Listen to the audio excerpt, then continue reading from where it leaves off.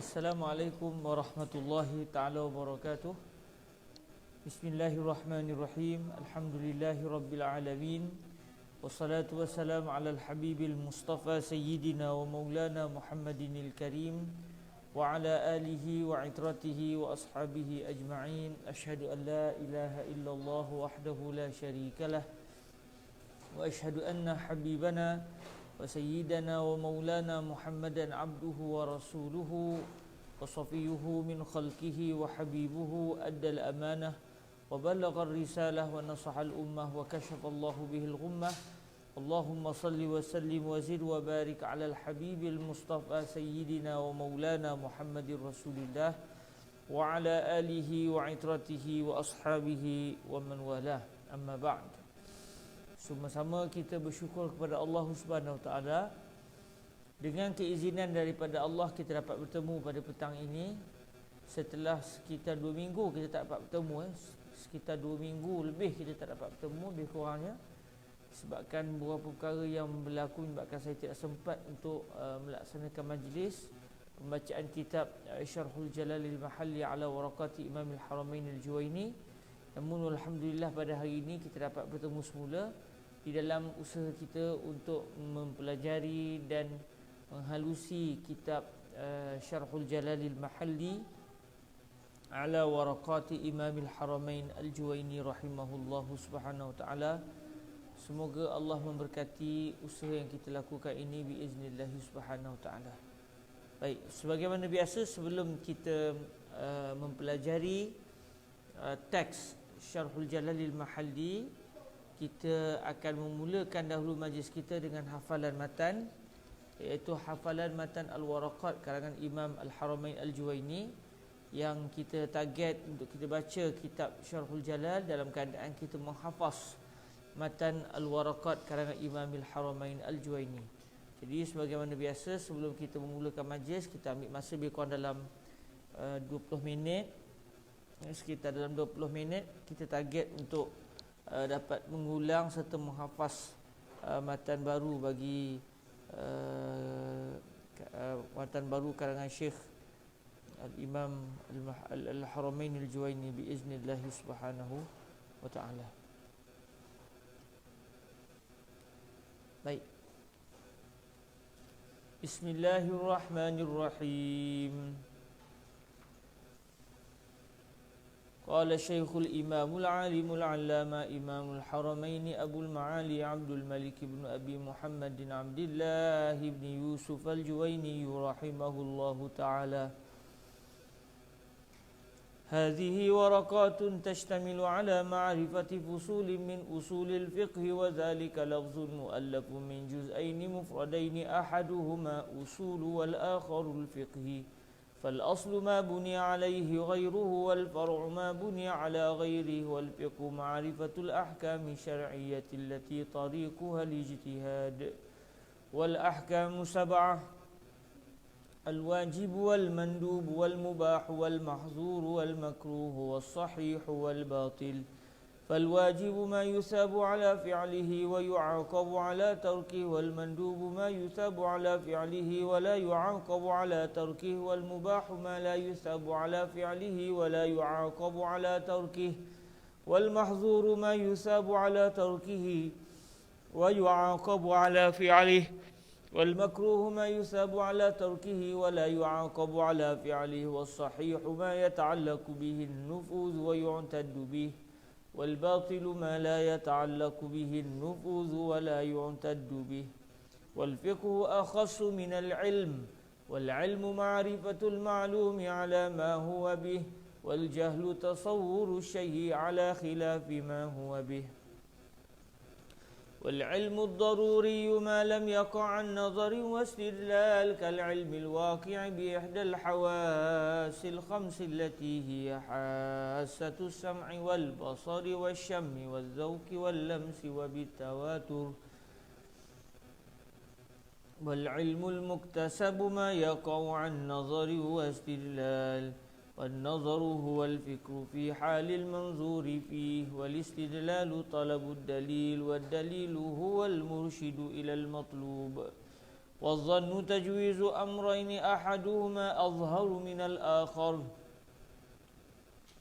والشك تجويز أمرين لا مزية لأحدهما على الآخر. وأصول الفقه تركه على سبيل الإجمال، وكيفية الاستدلال بها وما يتبع ذلك. ومعنى كيفية الاستدلال بها ترتيب الأدلة في التقديم والتأخير وما يتبع ذلك من أحكام المجتهدين. ومن أبواب أصول الفقه أقسام الكلام والأمر والنهي والعام والخاص والمجمل والمبين والظاهر والمؤول والأفعال والناسخ والمنسوخ والإجماع والأخبار والقياس والحظر والإباحة وترتيب الأدلة وصفة المفتي والمستفتي وأحكام المجتهدين. فأما أقسام الكلام فأقل ما يتركب منه الكلام اسمان أو اسم وفعل أو فعل وحرف أو اسم وحرف. Sampai sini kita hafal itu ya. Okey, kita ulang sekali lagi. Bismillahirrahmanirrahim. هذه ورقات تشتمل على معرفة فصول من أصول الفقه، وذلك لفظ مؤلف من جزئين مفردين أحدهما أصول والآخر الفقه، والأصل ما بني عليه غيره والفرع ما بني على غيره، والفقه معرفة الأحكام الشرعية التي طريقها الاجتهاد. والأحكام سبعة: الواجب والمندوب والمباح والمحظور والمكروه والصحيح والباطل. فالواجب ما يثاب على فعله ويعاقب على تركه، والمندوب ما يثاب على فعله ولا يعاقب على تركه، والمباح ما لا يثاب على فعله ولا يعاقب على تركه، والمحظور ما يثاب على تركه ويعاقب على فعله، والمكروه ما يثاب على تركه ولا يعاقب على فعله، والصحيح ما يتعلق به النفوذ ويعتد به، والباطل ما لا يتعلق به النفوذ ولا يعتد به. والفقه أخص من العلم، والعلم معرفة المعلوم على ما هو به، والجهل تصور الشيء على خلاف ما هو به.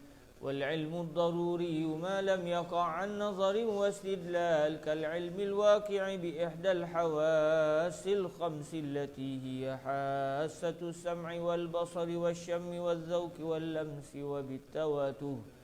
والعلم المكتسب ما يقع عن نظر واستدلال، والنظر هو الفكر في حال المنظور فيه، والاستدلال طلب الدليل، والدليل هو المرشد إلى المطلوب.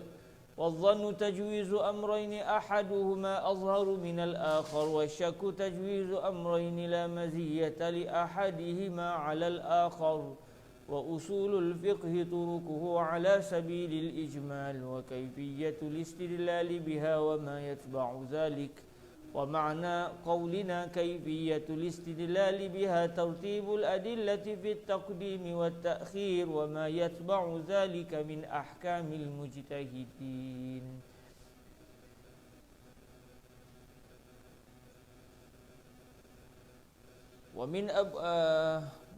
ومن أبواب أصول الفقه أقسام الكلام والأمر والنهي والعام والخاص والمجمل والمبين والظاهر والمؤول والأفعال والناسخ والمنسوخ والإجماع والأخبار والقياس والحظر والإباحة وترتيب الأدلة وصفة المفتي والمستفتي وأحكام المجتهدين. فأما أقسام الكلام فأقل ما يتركب منه الكلام اسمان أو اسم وفعل أو sini saya pun terlupa. Kita ulang sekali banyak kali. فأما أقسام الكلام فأقل ما يتركب منه الكلام ismani aw ismun wa fi'lun aw fi'lun wa harfun aw ismun wa harfun. Kita ulang ni banyak kali. Saya sendiri pun tak pernah ingat lagi ni. Fa amma aqsamul kalami fa aqallu ma yatarakkabu minhul kalam ismani aw ismun wa fi'lun aw fi'lun wa harfun aw ismun wa harfun.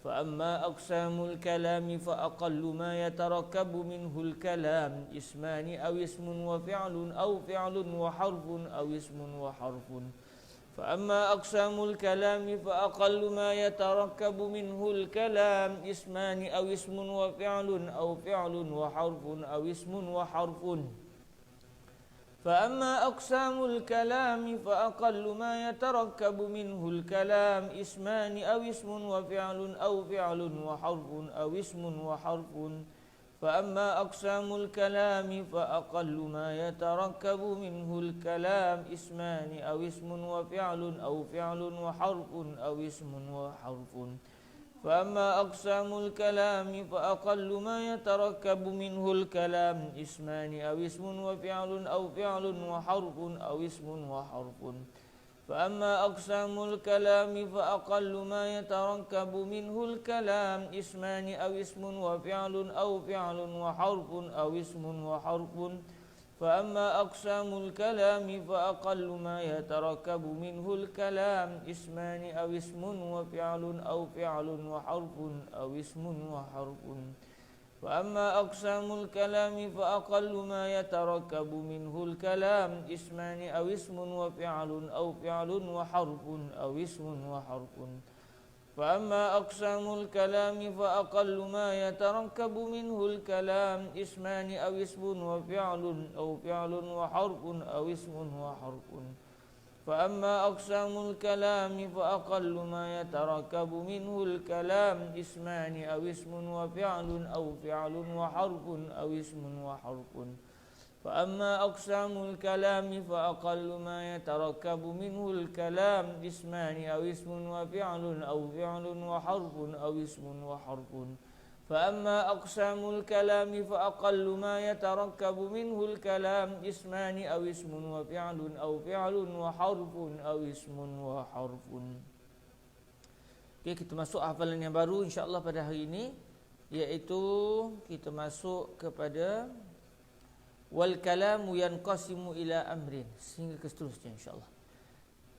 Wal kalamu yanqasimu ila amrin wal kalamu yanqasimu ila amrin wal kalamu yanqasimu ila amrin wal kalamu yanqasimu ila amrin wal kalamu yanqasimu ila amrin wal kalamu yanqasimu ila amrin والكلام ينقسم إلى أمر ونهي والكلام ينقسم إلى أمر ونهي والكلام ينقسم إلى أمر ونهي والكلام ينقسم إلى أمر ونهي والكلام ينقسم إلى أمر ونهي والكلام ينقسم إلى أمر ونهي والكلام ينقسم إلى أمر ونهي والكلام ينقسم إلى أمر ونهي والكلام ينقسم إلى أمر ونهي وخبر واستخبار وخبر واستخبار وخبر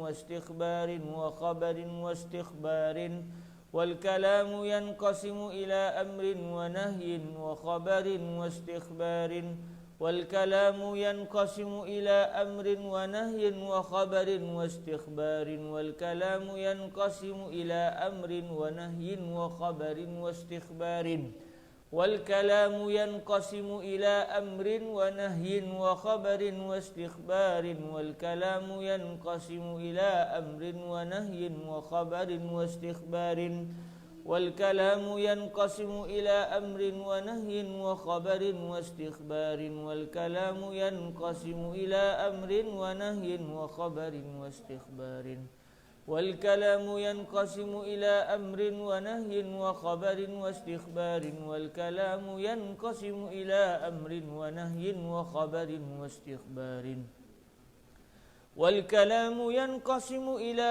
أمر ونهي وخبر واستخبار والكلام ينقسم إلى أمر ونهي وخبر واستخبار. Kita ambil daripada fa'amma aqsamul kalam. فأما أقسام الكلام فأقل ما يتركب منه الكلام اسمان أو اسم وفعل أو فعل وحرف أو اسم وحرف والكلام ينقسم إلى أمر ونهي وخبر واستخبار فأما أقسام الكلام فأقل ما يتركب منه الكلام اسمان أو اسم وفعل أو فعل وحرف أو اسم وحرف والكلام ينقسم إلى أمر ونهي وخبر واستخبار فأما أقسام الكلام فأقل ما يتركب منه الكلام اسمان أو اسم وفعل أو فعل وحرف أو اسم وحرف والكلام ينقسم إلى أمر ونهي وخبر واستخبار فأما أقسام الكلام فأقل ما يتركب منه الكلام اسمان أو اسم وفعل أو فعل وحرف أو اسم وحرف والكلام ينقسم إلى أمر ونهي وخبر واستخبار فأما أقسام الكلام فأقل ما يتركب منه الكلام اسمان أو اسم وفعل أو فعل وحرف أو اسم وحرف والكلام ينقسم إلى أمر ونهي وخبر واستخبار. Kemudian tambahan keseterusnya dalam sebagian nuskhah ada, dalam sebagian nuskhah mata warakat tak ada, iaitu wa yanqasimu ila tamannin wa 'ardin wa qasamin. Wa yanqasimu ila tamannin wa 'ardin wa qasamin. Dalam sebagian nuskhah mata warakat tak ada kenyataan wa yanqasimu ila tamannin wa 'ardin wa qasamin. Tapi kalau kita tengok dalam Syarhul Jalal Mahalli, beliau mendatangkan teks ini. Dan maknanya teks ini ada dalam nuskhah matan warakat yang ada di sisi Al-Imam Al-Mahalli. Jadi kita hafalah walaupun saya sebelum ni dalam majlis pembacaan matan warakat sebelum ni kita tidak mendatangkan matannya, tapi kita datangkan supaya sempurna. Kita datangkan kali ini, kita cuba menghafaz dengan teks yang tambahan yang ada dalam matan Al-Warakat di sisi Imam Al-Mahalli. Wa yanqasimu ila tamannin wa 'ardin wa qasamin wa yanqasimu ila tamannin wa 'ardin wa qasamin wa yanqasimu ila tamannin wa 'ardin wa qasamin wa yanqasimu ila tamannin wa 'ardin wa qasamin wa yanqasimu ila tamannin wa 'ardin wa qasamin wa yanqasimu ila tamannin wa 'ardin wa qasamin wa yanqasimu ila tamannin wa 'ardin wa qasamin wa yanqasimu ila tamannin wa 'ardin wa qasamin. Kita ambil berawal. Fa amma aqsamul kalami fa aqallu ma yatarakkabu minhul kalam ismani aw ismun wa fi'lun aw fi'lun wa harfun aw ismun wa harfun wal kalamu yanqasimu ila والكلام ينقسم إلى أمر ونهي وخبر واستخبار وينقسم إلى تمن وعرض وقسم فأما أقسام الكلام فأقل ما يتركب منه الكلام اسمان أو اسم وفعل أو فعل وحرف أو اسم وحرف والكلام ينقسم إلى أمر ونهي وخبر واستخبار وينقسم إلى تمن وعرض وقسم فأما أقسام الكلام فأما أقسام الكلام فأقل ما يتركب منه الكلام اسمان أو اسم وفعل أو فعل وحرف أو اسم وحرف والكلام ينقسم إلى أمر ونهي وخبر واستخبار وينقسم إلى تمن وعرض وقسم فأما أقسام الكلام فأقل ما يتركب منه الكلام اسمان أو اسم وفعل أو فعل وحرف أو اسم وحرف والكلام ينقسم إلى أمر ونهي وخبر واستخبار وينقسم إلى تمن وعرض وقسم فأما أقسام الكلام فأقل ما يتركب منه الكلام اسمان أو اسم وفعل أو فعل وحرف أو اسم وحرف والكلام ينقسم إلى أمر ونهي وخبر واستخبار وينقسم إلى تمن وعرض وقسم فأما أقسام الكلام فأقل ما يتركب منه الكلام اسمان أو اسم وفعل أو فعل وحرف أو اسم وحرف والكلام ينقسم إلى أمر ونهي وخبر واستخبار وينقسم إلى تمن وعرض وقسم. Kemudian sambungannya wa min wajhin akhar yanqasimu ila haqiqati wa majaz wa min wajhin akhar yanqasimu ila haqiqatin wa majaz wa min wajhin akhar yanqasimu ila haqiqatin wa majaz wa min wajhin akhar yanqasimu ila ومن وجه آخر ينقسم إلى حقيقة ومجاز ومن وجه آخر ينقسم إلى حقيقة ومجاز ومن وجه آخر ينقسم إلى حقيقة ومجاز ومن وجه آخر ينقسم إلى حقيقة ومجاز. Kita ambil pada awal. فأما أقسام الكلام فأقل ما يتركب منه الكلام اسمان أو اسم وفعل أو فعل وحرف أو اسم وحرف والكلام ينقسم إلى أمر ونهي وخبر واستخبار وينقسم إلى تمن وعرض وقسم ومن وجه آخر ينقسم إلى حقيقة ومجاز. Sekali lagi. فأما أقسام الكلام فأقل ما يتركب منه الكلام اسمان أو اسم وفعل أو فعل وحرف أو اسم وحرف والكلام ينقسم إلى أمر ونهي وخبر واستخبار وينقسم إلى تمن وعرض وقسم ومن وجه آخر ينقسم إلى حقيقة ومجاز. Kita ambil dari awal matan sampai kepada haqiqati wa majaz insyaallah.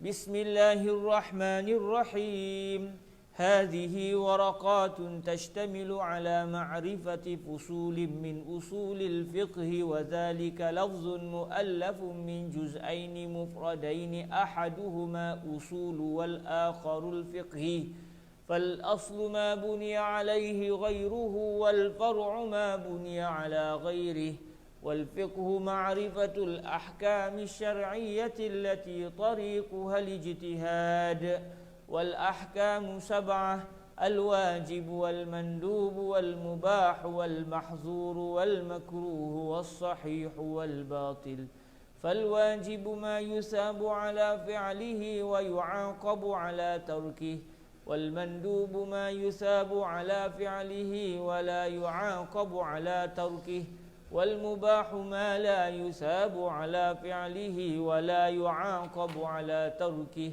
والمحظور ما يثاب على تركه ويعاقب على فعله والمكروه ما يثاب على تركه ولا يعاقب على فعله والصحيح ما يتعلق به النفوذ ويعتد به والباطل ما لا يتعلق به النفوذ ولا يعتد به والفقه أخص انتظر لا والصحيح ما يتعلق به النفوذ ويعتد به والباطل ما لا يتعلق به النفوذ ولا يعتد به. Kemudian apa? Saya pula terlupa Sekejap. Betul.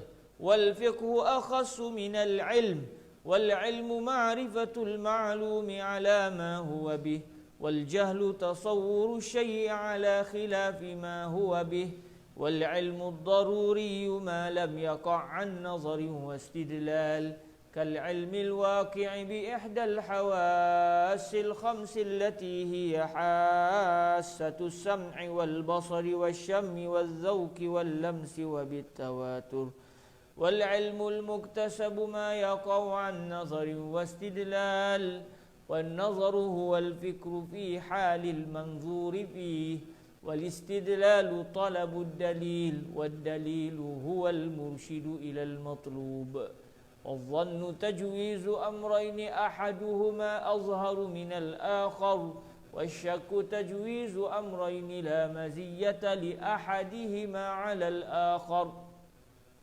وأصول الفقه طرقه على سبيل الإجمال وكيفية الاستدلال بها وما يتبع ذلك ومعنى قولنا كيفية الاستدلال بها ترتيب الأدلة في التقديم والتأخير وما يتبع ذلك من أحكام المجتهدين ومن أبواب أصول الفقه أقسام الكلام والأمر والنهي والعام والخاص والمجمل والمبين والظاهر والمؤول والأفعال والناسخ والمنسوخ والإجماع والأخبار والقياس والحظر والإباحة وترتيب الأدلة وصفة المفتي والمستفتي وأحكام المجتهدين فأما أقسام الكلام فأقل ما يتركب منه الكلام اسمان أو اسم وفعل أو فعل وحرف أو اسم وحرف والكلام ينقسم إلى أمر ونهي وخبر واستخبار وينقسم إلى تمن وعرض وقسم ومن وجه آخر ينقسم إلى حقيقة ومجاز والحمد لله رب العالمين. Semoga dengan setiap kali kita mengulang matan ini, moga-moga kita akan mengingati dengan baik biiznillah subhanahu wa ta'ala. Al-Fatihah kita hadiahkan kepada Sayyidina Imamul Haramain Al-Juwaini, juga kepada Al-Imam Al-Jalal Al-Mahalli serta seluruh para guru dua orang imam ini, begitu juga para murid dua orang imam ini dan seluruh para ulama kita hadiahkan Al-Fatihah.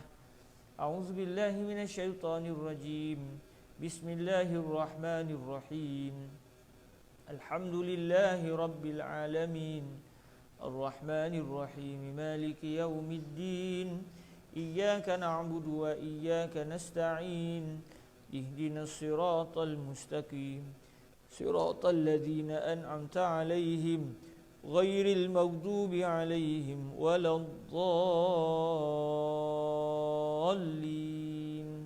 Amin. Alhamdulillah, kita bersyukur pada Allah, dengan keizinan daripada Allah kita dapat bertemu lagi pada hari ini. Dan insya-Allah pada hari ini dengan matan yang baru saja kita hafal tadi, kita akan meneliti matan yang berbunyi wal kalamu yanqasimu ila amrin wa nahyin wa khabarin wa istikhbarin wa yanqasimu ila tamannin wa 'ardin wa qasamin wa min wajhin akhar yanqasimu ila haqiqatin wa majaz. Itu yang akan kita pelajari insya-Allah pada hari ini biiznillah subhanahu wa ta'ala. Bisnadina al-muttasil ila sayyidina al-imam al-jalal al-mahalli rahimahullahu subhanahu wa ta'ala wa nafa'ana Allahu bi'ulumihi wa 'ulumi masyayikhihi wa talamizatihi wa qurra'i syarhihi ala waraqati imamil haramain al-juwaini wa sa'iri musannafatihi wa syurrahiha Allahumma amin. Qala rahimahullahu subhanahu wa ta'ala syarihan li matn al-waraqat li imamil haramain al-juwaini wal kalamu yanqasimu ila amrin wa nahyin nahwu qum wa la taq'ud. Alhamdulillah 2 minggu lepas kita telah pun masuk kepada perbahasan berkenaan dengan al-kalam. Kerana sebagaimana kita sebut sebelum ini, pembahagian al-kalam ini, iaitu al-kalam iaitu ucapan yang sempurna ini, itu diperbincangkan dalam ilmu usul fiqh untuk pergi kepada perbahasan hakikah dan juga majaz. Kerana dalam setiap ucapan itu kalimah yang digunakan, kadang-kadang kalimah itu adalah hakikah, kadang-kadang kalimah yang digunakan itu adalah majaz. Jadi oleh kerana tajuk ini pentinglah ilmu usul fiqh, iaitu al-hakikah dan juga al-majaz, maka datanglah perbahasan berkenaan dengan pembahagian al-kalam, iaitu pembahagian ucapan seseorang itu, sama ada ucapan Allah ataupun ucapan Nabi atau ucapan kita sendiri. Maka setiap kalimah yang digunakan itu akan terbahagi, sama ada kalimah itu hakikah atau juga majaz. Namun sebagaimana yang kita sedia maklum, para ulama kita dalam nak membahaskan satu perbahasan, mereka mempunyai satu kesukaan untuk merendangkan perbahasan. Maknanya walaupun fokusnya sebenarnya nak pergi kepada perbahasan al-haqiqah dan juga al-majaz, bukan nak pergi kepada adakah kalam itu sekurang-kurangnya berapa kalimah, bukan itu fokus utama. Tetapi disebabkan mereka memiliki satu semangat yang begitu kuat dan kental dalam mendalami ilmu pengetahuan, maka apabila perbahasan berkaitan dengan al-haqiqah dan juga al-majaz itu adalah perbahasan yang berkait dengan al-kalam, iaitu ucapan yang sempurna, maka mereka turut membahaskan apa sahaja perbahasan yang berkait dengan al-kalam, sekalipun itu bukan maksud asal ilmu usulul fiqhi, untuk menunjukkan bahawa para ulama kita ini memiliki satu pengetahuan yang sangat luas berkenaan dengan ilmu, walaupun mereka nak bincang pada hakikatnya, pada asalnya berkenaan dengan al-haqiqah dan juga al-majaz, namun sehingga dalam kitab Al-Waraqat ini pun didatangkan juga perbahasan seputar al-haqiqah dan juga al-majaz, iaitu pembahagian sesuatu ucapan dari sudut sekurang-kurang kalimah yang membentuk satu ucapan yang sempurna itu sekurang-kurangnya berapa kalimah. Itu pun diperbincangkan juga. Jadi dalam pertemuan yang lepas kita telah meneliti pembahagian suatu ucapan yang sempurna itu dari sudut sekurang-kurang ucapan yang sempurna itu terdiri atau terhasil daripada berapa kalimah. Jadi dibincangkan dalam 2 minggu lepas, alhamdulillah, sekurang-kurang ucapan itu terdiri daripada 2 isim atau 1 isim 1 fi'il, atau 1 fi'il 1 huruf, atau 1 isim 1 huruf. Sekarang kita akan lihat pembahagian al-kalam juga. Kalau sebelum ni pembahagian kalam dari sudut sekurang-kurang kalimah yang membentuk satu ucapan itu mesti berapa jumlahnya. Kali ini kita akan meneliti suatu ucapan yang sempurna itu dari sudut makna ucapan yang sempurna itu. Maknanya tujuan ucapan sempurna itu didatangkan itu untuk apa? Maknanya tujuan.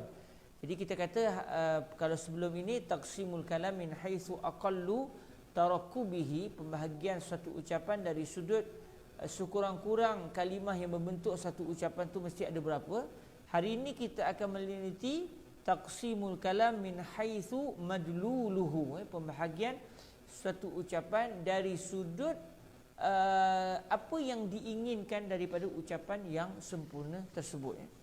Qala rahimahullahu subhanahu wa ta'ala, wal kalamu yanqasimu ila amrin wa nahyin wa khabarin wa istikhbarin. Itu adalah dari sudut matan, iaitu ucapan terbahagi kepada perintah dan larangan. Perintah, yang kedua larangan, yang ketiga adalah perkhabaran, yang keempat permintaan untuk didatangkan sesuatu perkhabaran. Jadi ini adalah 4 makna yang diinginkan daripada sesuatu ucapan yang sempurna. Ini kita akan tengok di sini perbahasannya. Wal kalamu yanqasimu ila amrin wa nahyin nahwukum wa la taq'ud. Jadi Imam Al-Mahalli telah mendatangkan contoh bagi suatu ucapan yang termasuk di dalam kategori perintah dan larangan. Maksudnya suatu ucapan yang sempurna itu di sini didatangkan 4. 4 tujuan satu kalimah atau satu ucapan yang sempurna itu didatangkan. Yang pertama untuk memerintahkan orang yang mendengar ucapan itu, dipanggil amrun, perintah. Dan yang kedua adalah nahyun, iaitu tegahan. Okey, kata Imam Al-Mahalli, contohnya apa dia? Kum. Contoh perintah apa dia? Kum. Kum, Kum sebagaimana yang kita tahu adalah fi'lu amrin, satu perintah yang termasuk dalam kategori satu perbuatan yang termasuk dalam kategori perintah. Yang mana kum ini asalnya kalau ikut fi'il madhinya adalah qama yaqumu, lalu apabila daripada qama yaqumu nak membentuk kepada fi'lu amrin, dalam saraf kita belajar dia akan jadi kum. Jadi apabila seseorang sebut kum, kalimah kum itu adalah satu kalam, satu ucapan yang sempurna. Takdir dia kum anta, kum anta. Di sini dia akan jadi kum anta kalau ikut takdir dia lah. Sebab kum itu dia mengandungi fi'lun dan juga dia mengandungi juga dhamir mustatir takdiruhu anta. Kum anta.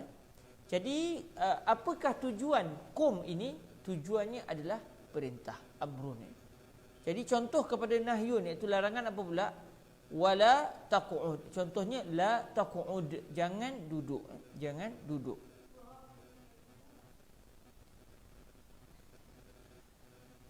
Okey, kalau tadi qum maksud dia sila berdiri, berdirilah. Kalau la taq'ud, jangan duduk. Maknanya satu larangan daripada melakukan perbuatan duduk.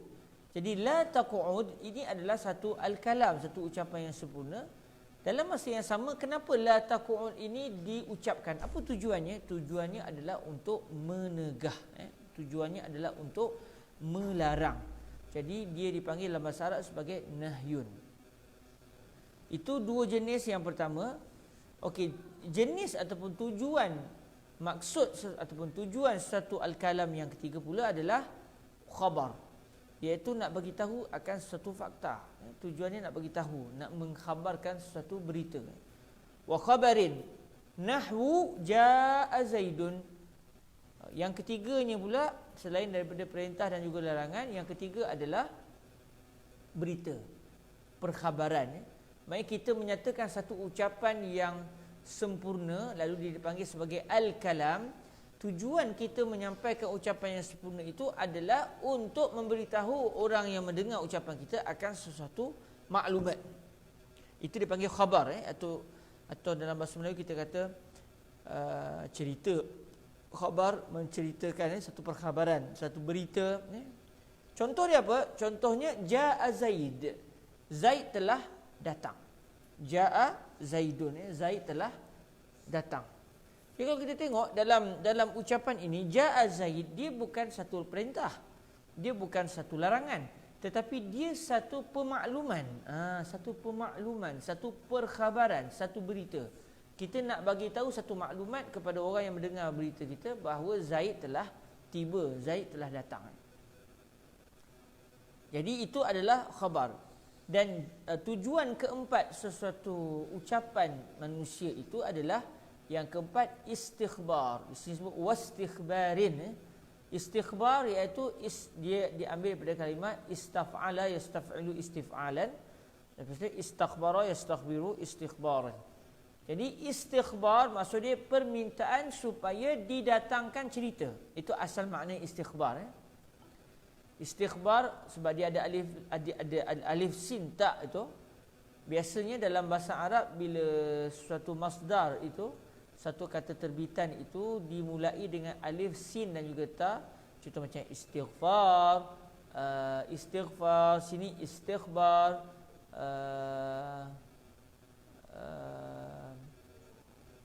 ataupun kalimah-kalimah lain tak datang pula kalimah-kalimah lain. Istighbar, istifta, contoh istifta. Jadi dia bila ada alif sin ta itu biasanya kadang-kadang tak juga tapi biasanya dia akan mengandungi unsur permintaan, talab, iaitu permintaan. Contoh di sini istikhbar maknanya talabul khabar, permintaan untuk didatangkan sesuatu berita. Kalau macam istifta, permintaan untuk didatangkan fatwa. Istighfar, permintaan untuk didatangkan pengampunan. Jadi ini dia punya erti suatu kata terbitan yang didahului dengan alif, sin dan juga huruf ta. Jadi bila sebut istighfar bermaksud permintaan orang yang bercakap itu dia menyatakan ucapan tadi untuk meminta daripada orang yang mendengar ucapannya supaya orang yang mendengar mendatangkan suatu perkhabaran, satu kenyataan. Jadi kata Imam Al-Mahalli rahimahullahu subhanahu wa ta'ala, wa huwa al-istifham. Jadi istighfar ni sama erti dengan istifham. Istifham maknanya pertanyaan. Istifham maksudnya pertanyaan. Ataupun kalau kita nak terjemahkan istifham, permintaan untuk diberikan kefahaman. Istifham. Cuma bila sebut istifham, biasanya kita akan kata persoalan, pertanyaan. Jadi kita tanya tu tujuannya apa? Supaya akan ada jawapan. Bila ada jawapan, jawapan yang diberikan itu adalah satu fakta, satu berita. Jadi sebab itulah istikhbar dinamakan istikhbar kerana dia ada tuntutan supaya didatangkan satu perkhabaran dan dia adalah istifham. Istikhbar sama erti dengan istifham. Soalan maksud dia. Nahwu, contoh didatangkan di sini adalah hal qama Zaidun? Adakah Zaid telah datang? Zaid telah berdiri. Adakah Zaid telah berdiri? Jadi itu adalah istikhbar. Itu adalah istifham, satu soalan ataupun satu permintaan daripada orang yang bercakap untuk yang mendengar ucapan itu mendatangkan satu fakta. Dia kata, adakah Zaid telah berdiri? Tujuannya apa? Supaya orang itu beritahu, na'am Zaidun qad qam, contoh, ataupun Zaid lam yakum. Zaid telah berdiri atau Zaid tidak berdiri. Jadi dia nak supaya tujuan didatangkan ucapan hal Zaidun qam, contoh, adakah Zaid telah berdiri itu, tujuan dia datangkan kalam tadi adalah supaya orang yang mendengar itu memberikan satu fakta kepada dia. Jadi itu dinamakan sebagai istifham, iaitu ataupun istikhbar, iaitu permintaan supaya didatangkan sesuatu fakta.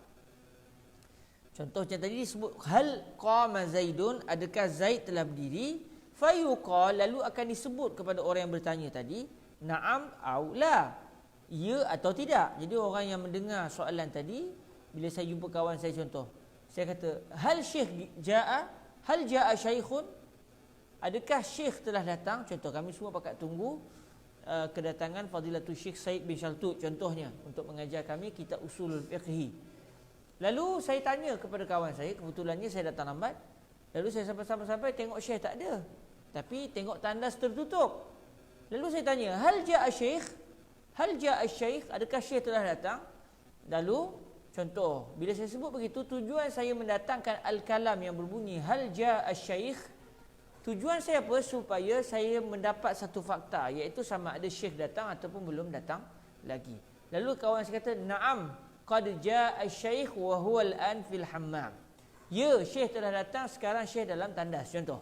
Maka ketika itu dia akan mendatangkan satu fakta kepada saya, iaitu syekh dalam tandas, syekh telah datang. Atau dia jawab, la lam ya'ti ba'du syekh, ataupun syekh lamma ya'ti, syekh tak datang lagi. Jadi apabila dia sebut kenyataan syekh tak datang tadi, maka saya telah mendapat fakta daripada orang yang saya ajukan soalan tersebut. Jadi kata Imam Al-Haramain Al-Juwaini, sesuatu ucapan yang dikeluarkan oleh seseorang itu, suatu ucapan yang dia keluarkan itu, tujuan ucapan itu dikeluarkan ada 4. Ada salah satu bila kita bercakap, kita sebenarnya menginginkan salah satu daripada 4 perkara ini. Sama ada kita ingin menyuruh orang yang mendengar ucapan kita supaya melakukan satu perbuatan, iaitu dinamakan amrun, atau kita mahu meminta orang yang mendengar ucapan kita tadi supaya meninggalkan satu perbuatan, namanya nahyun, larangan, atau kita nak bagi tahu satu fakta kepada dia, maka dinamakan sebagai khabar, atau sebenarnya kita nak meminta supaya dia yang memberikan kepada kita akan satu fakta, satu maklumat, maka dinamakan sebagai istikhbar. Jadi istikhbar ni soalan lah. Contoh kita tanya, mas muka, siapa nama kamu? Tujuan kalimah mas muka tu apa? Supaya orang yang mendengar ucapan tu dia sebut ana khairul nizam. Contoh, saya bernama Khairul Nizam. Jadi dapat tahu satu fakta. Okay, ini adalah pembahagian al-kalam dari sudut ucapan yang sempurna itu apakah tujuannya? Apakah tujuan ucapan yang sempurna itu disebut? Okey, seterusnya kata Imam Al-Mahalli rahimahullah subhanahu wa taala dalam menghuraikan matan Al-Waraqat, cuma matan waraqatnya wa yanqasimu ila tamannin wa ardin wa qasamin. Wa yanqasimu ila tamannin wa ardin wa qasamin.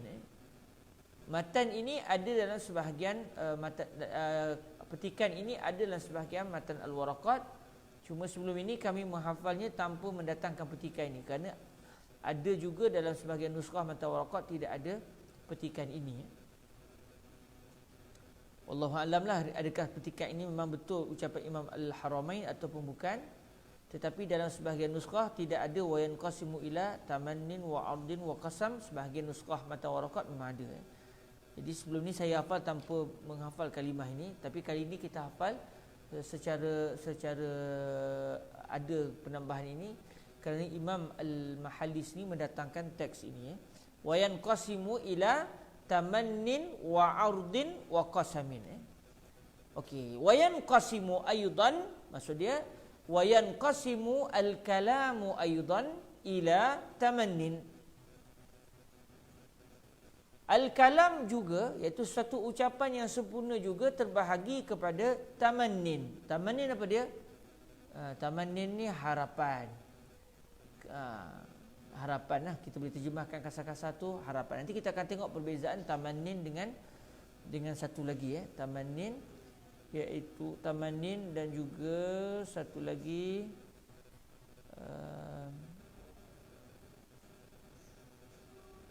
dia satu lagi taraji, tamanni ataupun satu lagi taraji.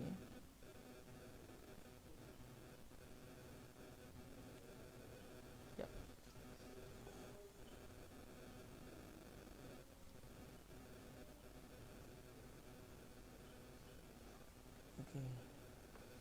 Okey, tamannin pertama dia terbahagi kepada tamannin. Kalau melihat dari sudut yang lain, al-kalam satu ucapan yang sempurna juga terbahagi kepada yang pertama tamannin, iaitu harapan yang sukar untuk berlaku atau harapan yang mustahil untuk berlaku. Itu erti tamanni. At-tamanni, kalau kita datang ke alif lam kita akan kata at-tamanni, tapi disebabkan tak ada alif lam maka dia akan ya yang di hujung itu akan ditiadakan. Contohnya macam mufti, al-mufti, al-mufti dalam bahasa Arab, al-mufti bererti orang yang memberikan fatwa. Kalau kita tiadakan alif lam, dia akan jadi muftin, muftin. Huruf ta tu akan berbaris dua, tanwin dua di bawah. Jadi sini tamannin. Kalau datang ke alif lam, dia tak akan berbunyi at-tamannin, dia akan bunyi at-tamanni. Itu ada sedikit kelainan dalam bahasa Arab. Satu kalimah tu kadang-kadang boleh berubah bunyi kalau ada penambahan alif lam. Tamannin iaitu keinginan yang sukar untuk berlaku, keinginan yang sukar untuk diperolehi, atau keinginan yang mustahil untuk diperolehi. Wa ardin, yang kedua adalah ardin. Ardin nanti kita akan tengok, kita tengok matan dulu. Ardin ini iaitu perintah tetapi dalam nada lembut. Tidak menggunakan nada perintah, tapi dia menggunakan nada lain, tetapi yang diinginkan sebenarnya adalah amrin, iaitu perintah. Dan yang ketiga adalah qasam, iaitu sumpah. Sumpah. Jadi kalau kita tengok di sini tuan-tuan yang dirahmati Allah Subhanahu Wa Taala, kata para ulama, pembahagian al-kalam kepada tamannin wa ardin wa qasam sebenarnya di sini adalah pembahagian kepada at-tanbih. Pembahagian kepada at-tanbih. Apa erti at-tanbih? Tanbih dalam bahasa maksud dia peringatan lah. Tapi at-tanbih yang dimaksudkan di sini adalah murakkabun la talaba fihi bi'tibari zatihi. Satu murakkab, dia adalah satu ucapan yang sempurna. Okey, dia satu ucapan yang sempurna, murakkab. Dalam masa yang sama tidak ada pada zahir ucapan itu akan sebarang permintaan. Dia tidak ada sebarang permintaan. La talaba fihi, tiada sebarang permintaan pada ucapan tersebut. Dari sudut zat kalimah ataupun ucapan itu. Dalam masa yang sama, dia juga tidak mengandungi kemungkinan sama ada unsur kebenaran atau penipuan. Maksudnya dia bukan khabar. Maknanya at-tanbih adalah bukan khabar, dia bukan satu perkhabaran. Dalam masa yang sama dia juga bukan perintah. Dia bukan khabar, dia bukan perintah, tetapi ucapan ini dia mengandungi unsur permintaan. Dia ada unsur permintaan di situ. Dia ada unsur permintaan di situ. Tetapi unsur permintaan itu bukan difahami, itu bukan dapat difahami dari segi gaya bahasa. Gaya bahasanya tidak ada unsur permintaan, tidak ada unsur perintah atau larangan. Tapi dalam masa yang sama dia, bila kita halusi, kita cuba fikir-fikirkan, ucapan ini dia mengandungi unsur tuntutan. Sama ada tuntutan untuk dilakukan satu benda atau tuntutan untuk tidak dilakukan satu perkara. Dalam masa yang sama dia memang bukan khabar. Dia bukan khabar. Kalau macam khabar iaitu satu berita yang dimaklumkan kepada kita, satu fakta yang dimaklumkan kepada kita, kemungkinan ia adalah satu benda yang fakta yang betul atau fakta yang dusta, fakta yang berlaku penipuan. Jadi ucapan yang akan kita lihat iaitu tamannin, ardin, qasam, dia bukannya khabar, dia bukan satu perkhabaran, dia bukan satu pemberitahuan terhadap satu fakta. Kalau khabar dia mengandungi unsur kebenaran atau pendustaan, sebab satu ucapan, satu fakta yang diberitahu kepada kita itu mungkin betul, mungkin tak betul. Maknanya dia bukan khabar, tapi dalam masa yang sama dia bukan amrun, dia bukan nahyun, dan dia juga bukan istikhbar. Ini lain sikit. Sebab itu didatangkan pembahagian al-kalam dari sudut ini, dari sudut pembahagian at-tanbih. Kerana dia bukan, kalau ikut ayat dia bukan perintah, dia bukan amrun, dia bukan nahyun, dia bukan larangan, dia bukan khabar, dan dia juga bukan istikhbar, bukan satu soalan. Dia adalah dinamakan tanbih, iaitu satu ucapan yang dia bukan khabar, dia juga bukan istikhbar, dia juga bukan amrun, dia juga bukan nahyun, tetapi dia itu sekiranya kita selami, dia mengandungi unsur talab. Dia bukan talab secara lafaz, tetapi dia mengandungi erti permintaan secara tidak langsung. Dia mengandungi permintaan secara tidak langsung. Maka dengan sebab itulah dibahagikan al-kalam dari sudut ini. Sebab kalau kira-kira dah sebelum ini sudah dibahagikan al-kalam dari sudut tujuan al-kalam itu dipersembahkan, iaitu ya dah saya selalu terikut cakap orang Mesti sama ada ucapan itu adalah perintah atau larangan. Maknanya memang ucapan itu ucapan perintah, kum contohnya, sila berdiri, atau ucapan itu satu larangan iaitu jangan berdiri, atau ucapan itu nak bagi tahu satu fakta, Muhammadun Rasulullah sallallahu alaihi wasallam, Muhammad adalah pesuruh Allah, itu satu khabar, satu pemberitahuan fakta. Atau tujuan ucapan itu didatangkan adalah supaya orang yang mendengar ucapan itu dapat memberitahu kita akan satu fakta. Jadi ucapan yang kita datangkan itu namanya soalan. Siapa nama kamu? Adakah kamu cinta pada Rasulullah atau tidak? Jadi soalan itu tujuannya supaya diberitahu fakta selepas itu kepada kita. Tapi kali ini pembahagian al-kalam adalah masih lagi kalau kira-kiranya tujuan ucapan itu dikeluarkan, tetapi dia agak lain sikit. Sebab tujuan ucapan itu dikeluarkan bukan untuk memberitahu satu fakta, dan bukan untuk meminta kita mendatangkan satu fakta, bukan juga tujuannya untuk menyuruh atau melarang, tetapi di dalam ucapan itu ada unsur permintaan, at-talab. Okey, apa contoh? Di kita masuk yang pertama. Qasam, tamannin. Wa yanqasimu aidan ila tamannin nahwu laita asy-syababa ya'udu yawman. Al-kalam dari sudut pembahagian at-tanbih terbahagi kepada yang pertama tamannin, ataupun kalau kita datang ke alif lam kita kata at-tamanni. Apa dia at-tamanni? Kalau kita buka dalam kitab-kitab yang menghuraikan perbahasan ini, at-tamanni adalah talab ma la tama'a fihi atau talab ma fihi usrun. Itu maksud at-tamanni. Talabu ma la tama'a fihi, permintaan sesuatu benda yang tidak ada ketamakan untuk mendapatkannya. Maksudnya kita mengharapkan satu benda yang tidak akan berlaku, mustahil secara adat untuk berlaku. Contoh disebut di sini, laitash syababa ya'udu yauman. Alangkah baiknya, alangkah seronoknya kalau zaman muda dapat kembali kepada kita.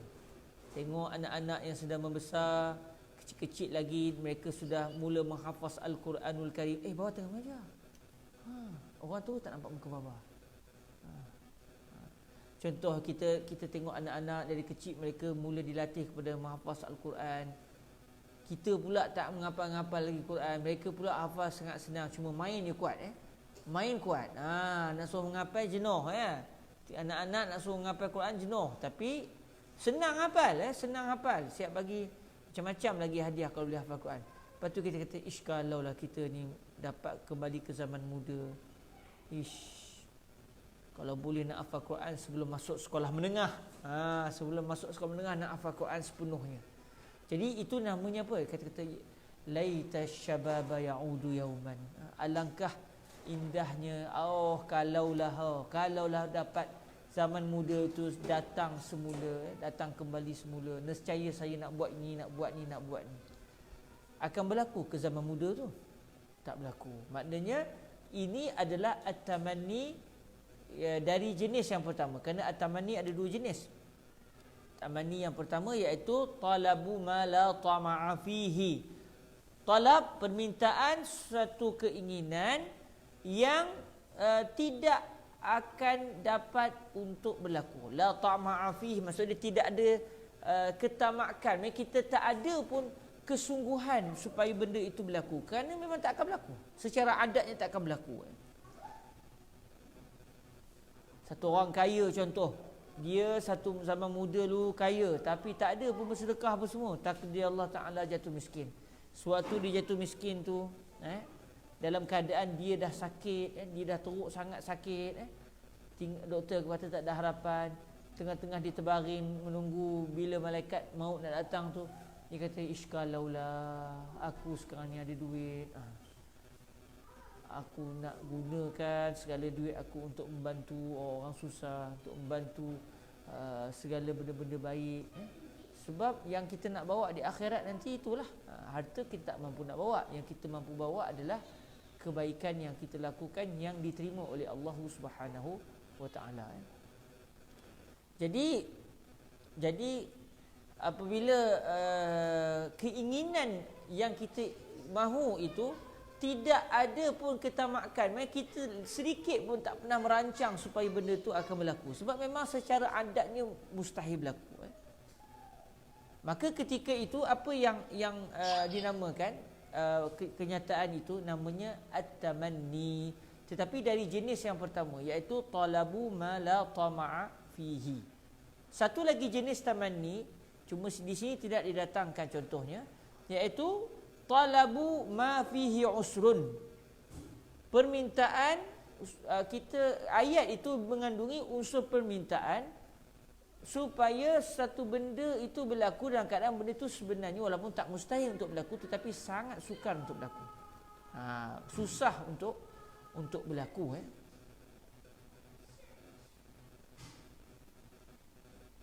Satu benda yang susah untuk berlaku. Satu orang miskin dia tiap-tiap hari kerja sikit-sikit dia dapat, tiba-tiba kata, kalaulah saya orang kaya, mau saya beli kereta, apa nama kereta tu kak? Lamborghini. Beli kereta yang meheh-meheh, yang mahal-mahal. Kata, kalau ada duit. Padahal ikut adatnya susah dia nak jadi kaya.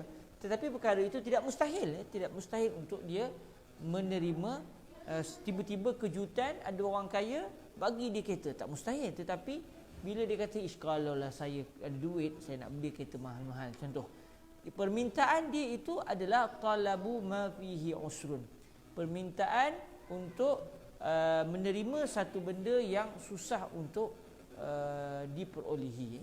Jadi at-tamanni ada dua jenis lah, sama ada benda yang mustahil untuk berlaku atau satu benda yang tidak mustahil untuk berlaku tapi sangat sukar untuk berlaku.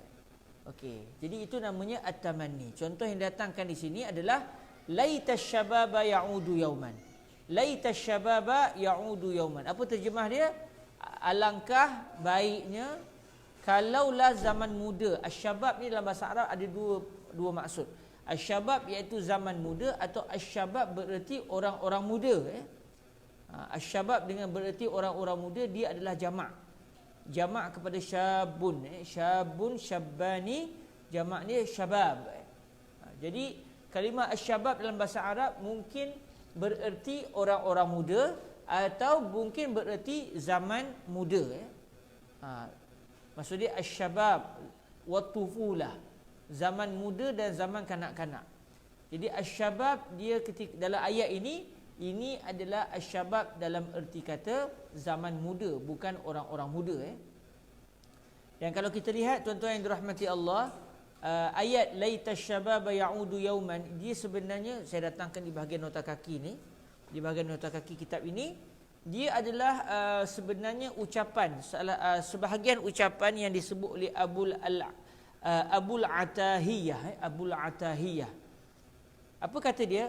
Bakaitu 'ala syababi bidam'i 'aini falam yughnil buka'u walan nahibu faya asafan asiftu 'ala syababin na'ahu syaibu war ra'sul khadibu aritu minasy syababi wa kana ghusnan kama ya'ra minal waraqil qadibu faya laitash syababa ya'udu yauman fa ukhbirahu bima fa'alal mashibu. Ini asal ayatnya. Jadi dalam kenyataan ini yang dipilih oleh Imam Al-Mahalli adalah hanya untuk mendatangkan contoh, iaitu laitash syababa ya'udu yauman. Asalnya faya laitash syababa ya'udu yauman fa ukhbirahu bima fa'alal mashibu. Kata beliau, saya menangis di atas zaman muda saya. Saya menangis dengan air mata yang keluar daripada mata saya. Namun air mata itu, tangisan itu langsung tidak memberikan sebarang faedah. Saya menangis, maksudnya dia beritahu, saya menangis terhadap benda-benda yang saya cuaikan pada waktu saya zaman muda dulu. Tetapi tangisan itu tidak memberikan sebarang faedah. Lepas tu kata beliau, alangkah ruginya apa yang saya telah rugikan dari sudut zaman muda saya. Tetapi yang mana zaman muda saya yang sudah terlepas itu, uban-uban saya ini dan juga rambut saya yang sudah diinai kerana dah berwarna putih ini telah memberikan ucapan macam ucapan takziah kepada zaman muda saya. Saya telah menjadi seorang yang kosong daripada zaman muda saya. Maksudnya saya ni tidak memenuhkan zaman muda saya dengan kebaikan, dengan benda-benda yang bermanfaat. Maka zaman muda saya itu umpama satu dahan, satu dahan pokok yang kosong daripada sebarang daun. Hanya dahan yang kosong, hanya batang dahan tanpa sebarang daun. Zaman muda saya itu umpama satu zaman yang kosong daripada manfaat. Jadi beliau nak menyatakan